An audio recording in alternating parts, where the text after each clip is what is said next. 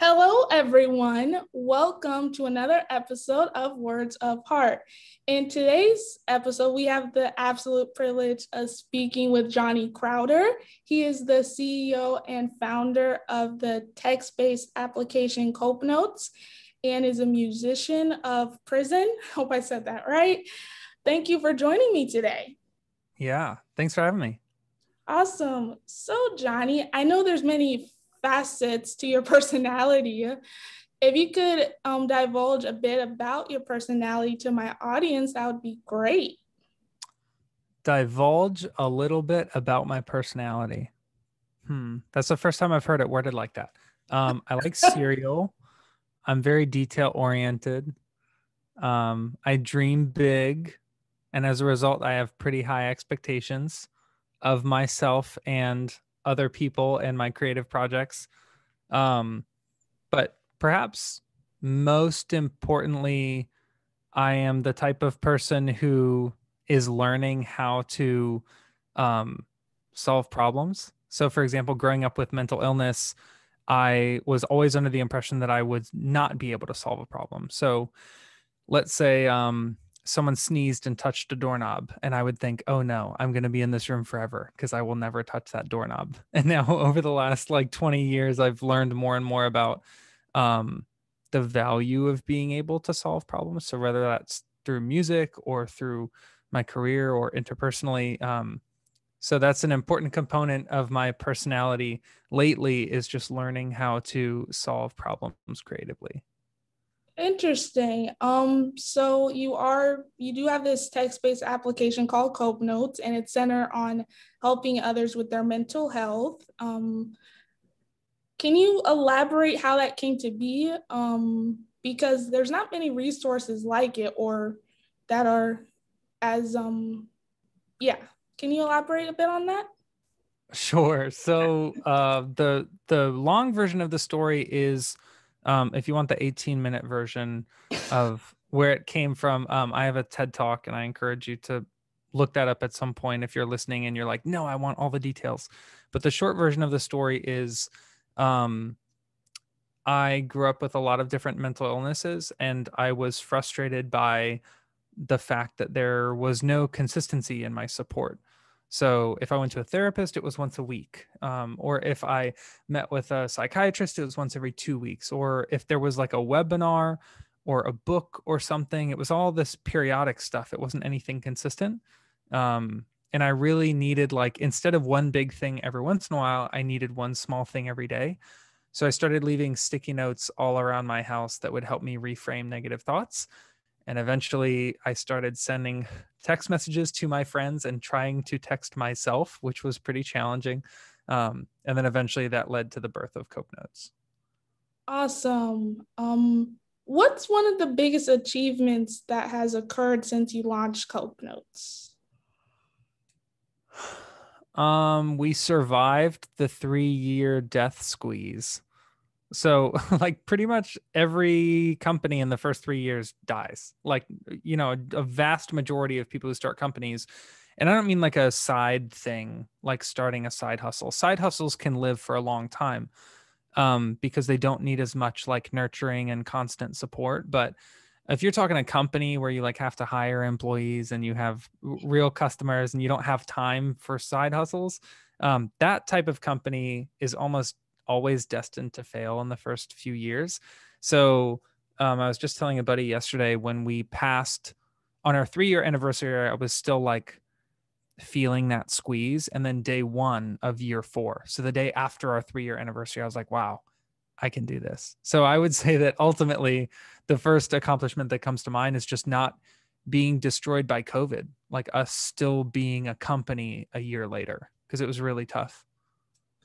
Speaking of COVID, do you feel people utilizing your application more considering everything is so conducive to the home and we're really isolated right now? Do you find people utilizing your app? I don't know how to describe it, app platform more considering the pandemic?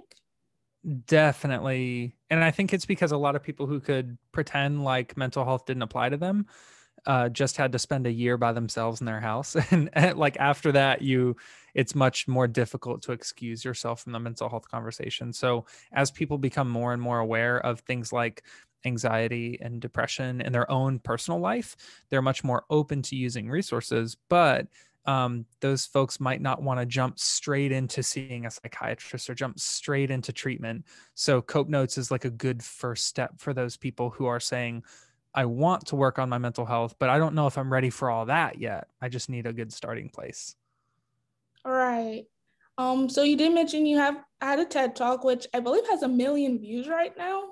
No, I wish. Hopefully by the time people are listening to this, it'll have 1 million views, but not quite. We're working our way up. Okay. That's still a massive achievement overall, considering your history and how your experiences have affected you. There was a point you made in the TED Talk about how you don't have to hit rock bottom in order to turn your life around. You emphasize like you don't have to have that epitome moment to actually get your life together. Could you elaborate a bit on what you meant by that? Yeah.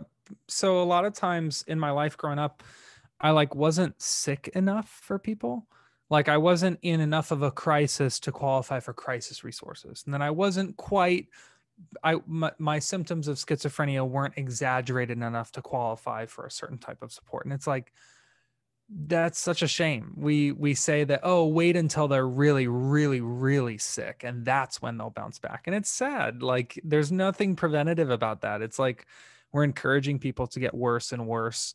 And that doesn't always turn out like that. Like think of all the people who say, oh, it took me getting to rock bottom to realize I had to turn my life around. Think of all the people who hit rock bottom and passed away, or all the people who hit rock bottom and never spoke about it to anybody. Like there's a survivorship bias around um, mental health where we shine a light on people who really got their life back together and they learned in this really dramatic story like a blockbuster movie, but lots of people don't have to learn that way. So my point is you don't have to wait for your life to get worse to make a decision about how you want to make it better. Interesting. The thing about your perspective is really different than mine. You don't sugarcoat things from the interviews I've watched, and I'm kind of optimistic and bubbly.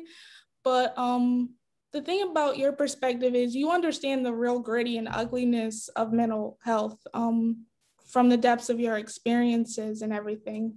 So with that being said, there's a song by your band Prison.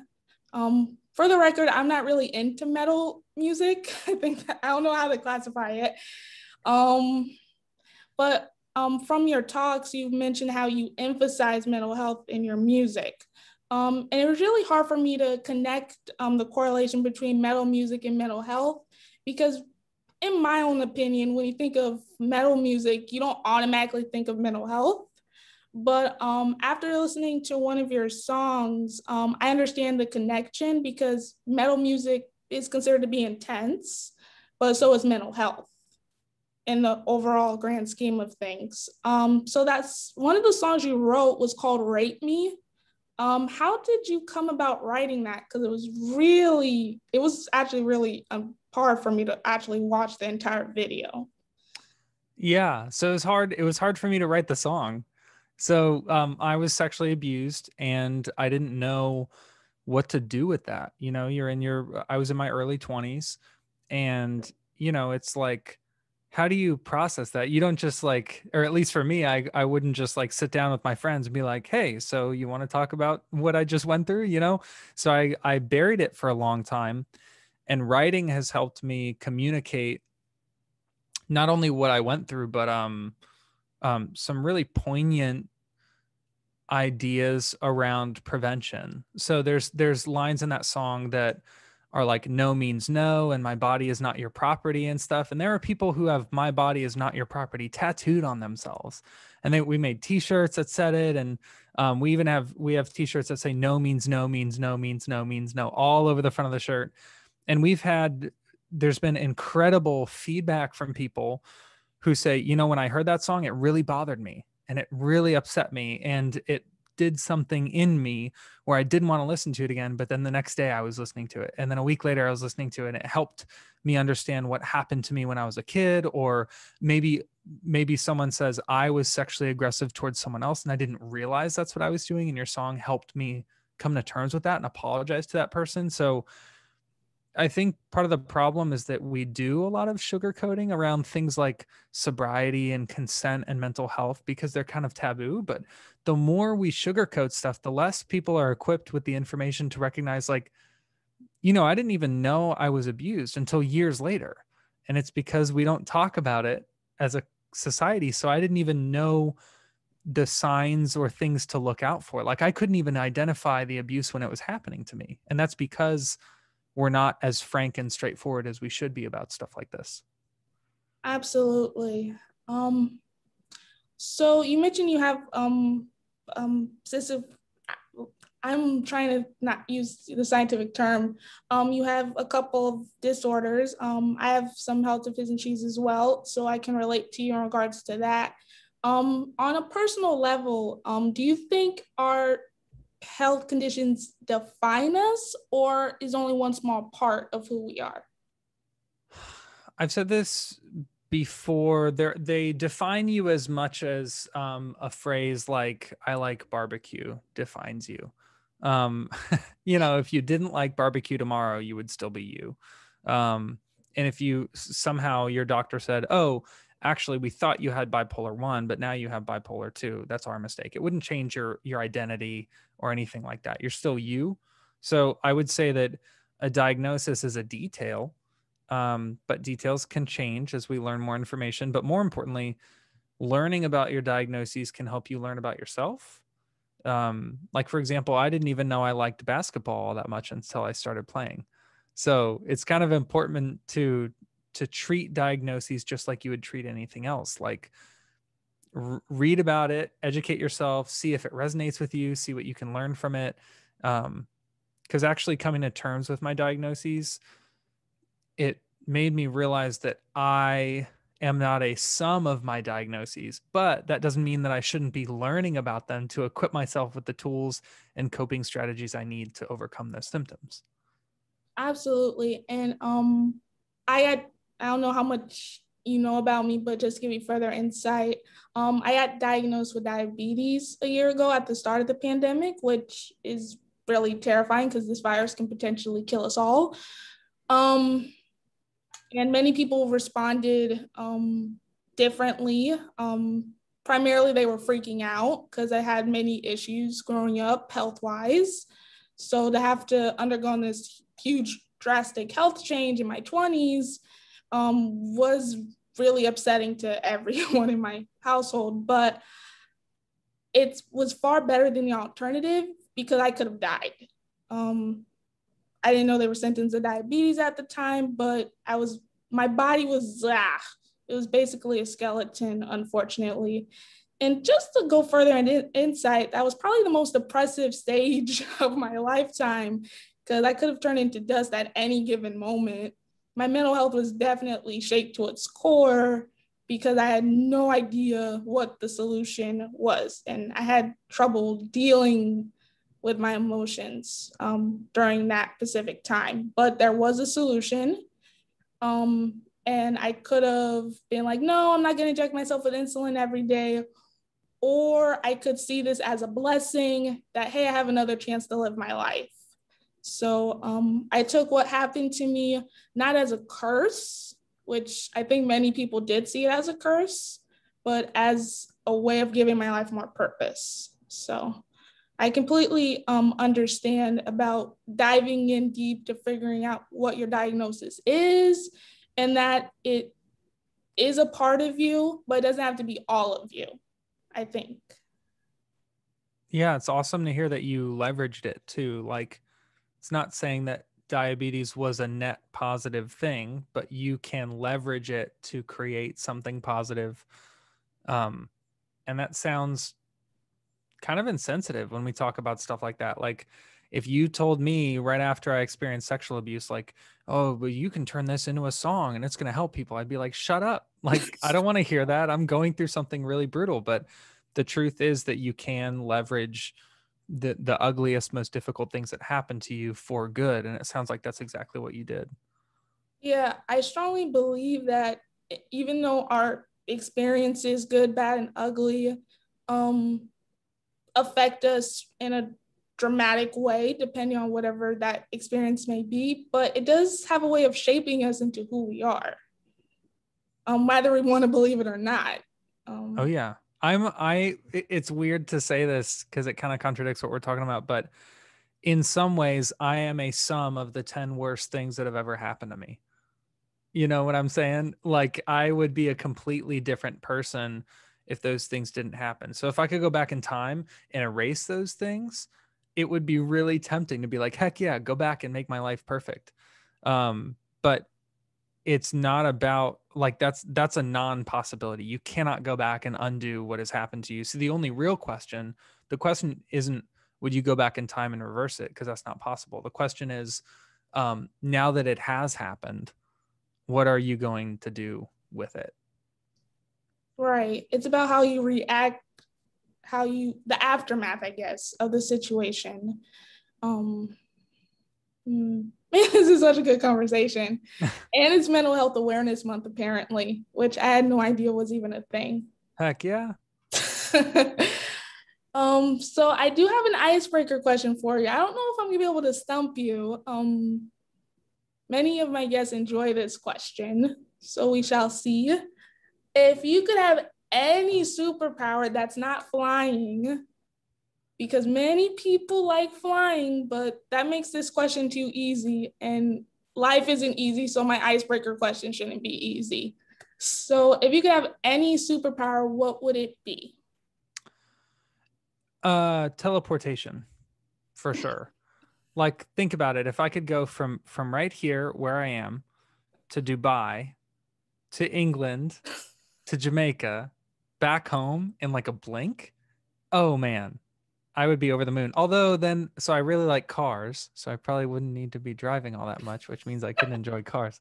But I'm gonna stick with it. I'm gonna say if I could teleport, just like snap of a fingers, go from here to across the world and back, um, I would be able to see so many more of my friends. I would be able to experience so many like cool parts of nature. Like I've never been in the Amazon rainforest. And imagine if I could snap from right here to the Amazon rainforest and go, oh no, this place is gross and there's spiders and snakes and I'm scared. I could just snap right back versus like booking a trip and being on a plane forever and getting there and having to put up with it. Teleportation. Okay. You do like nature, as many people can tell from your background poster, which I'm the only one that can see it at the moment. The power I would pick is not exactly a power, but I think it's possible, is the power for this podcast to be heard across other galaxies that have yet to be discovered. Heck yeah. That'd be awesome. And Aliens jamming the podcast. yes, intergalactic broadcasting. I love it. Absolutely awesome. So, it is Star Wars Day also. So, Wow. I didn't know that. I'm a huge Star Wars head because of my family. So, are you familiar with Star Wars at all? So when I was younger, I watched we had the VHS box set of the three, like the main trilogy. So like episode 4, 5, and 6. And I watched those when I was younger, but then I didn't keep up. So like as episode 1, 2, and 3 came out, I kind of like fell off. So I would say I'm not very familiar with it as a whole, but I like know what it is and I've seen part of it. Oh, Johnny. I thought we could be friends. Dude, I need to study up for sure. Well, I was going to ask you if you could be on the dark side of the force or the light side of the force. Which would you choose? Oh, no question. There's no question. There's no question. I am a textbook good guy. I will like spend 45 minutes cleaning out a peanut butter jar so I can recycle it. Like I am so team good guy. It's almost annoying. Okay. All right. So we can still be friends because you picked the light side then. As awesome as this conversation has been, we're getting close to the end of this awesome conversation. Do you have any final thoughts for those who may think mental health doesn't apply to them before we wrap up here? Yeah, you're super wrong.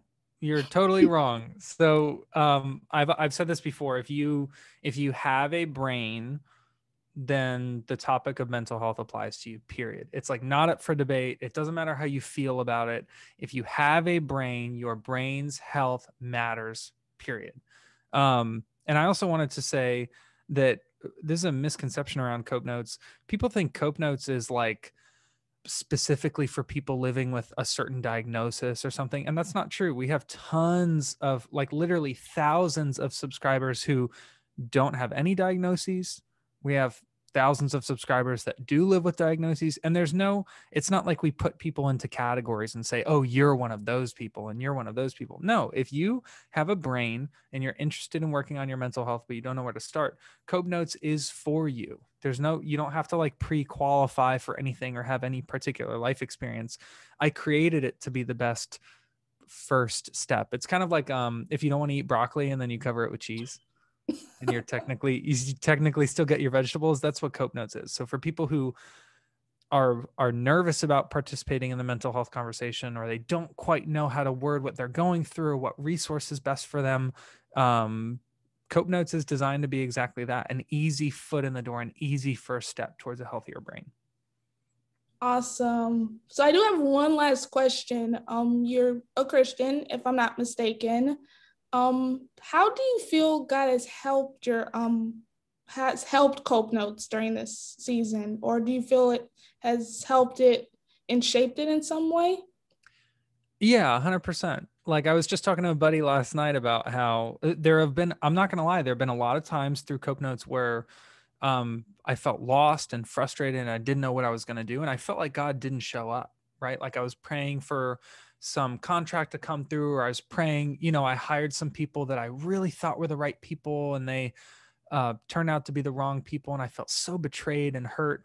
So I've definitely experienced peaks and valleys, but whenever we get a text or an email that says, I got a text um, about my relationship with my body, or like my body image or whatever, while I was trying on my wedding dress, and I started crying, and it completely changed the way I look at myself, and I feel so much more body positive, and I bought the dress that I wanted to buy and I didn't guilt myself. I'm so excited for my wedding now. I'm like, I didn't choose to send that text right then. Like that has to be something outside of myself. So I credit God every time someone says, how did you know I got this text at this time and it totally resonated with exactly what I was going through? I'm like, dude, that I'm not doing that for thousands of people every day. That's someone much, much smarter and more powerful than me.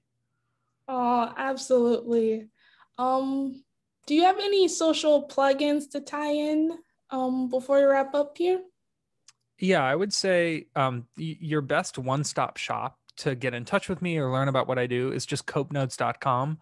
There's my TED Talk is on there. We have a podcast called the Cope Notes Podcast that's linked on there. There's a contact form if you need to get in touch with me for any reason. And then I'm on social media. If you on Instagram, I'm Johnny Crowder Loves You. On Facebook, I'm just Johnny Crowder. And on LinkedIn, I'm trying to be more active on there. So if you are a LinkedIn person, please add me and then hold me accountable. Like make me start using LinkedIn like an adult. Awesome. And I just have to say, your like Instagram handle is amazing, because I don't think there's a cooler Instagram handle than that. Heck yeah. I appreciate it. Well, Johnny Crowder was taken and I was like, son of a gun. What am I going to do? And the guy who is Johnny Crowder on Instagram doesn't even use it. He like doesn't even post. He hasn't posted in years. And I was like, man, I have to do something memorable. So Johnny Crowder Loves You, it is. Absolutely. Thank you for joining me today, Johnny. This was a wonderful conversation. Heck yeah. Thanks for having me. Awesome. To all my listeners, stay healthy, stay safe. May the force be with you. And until next time, bye.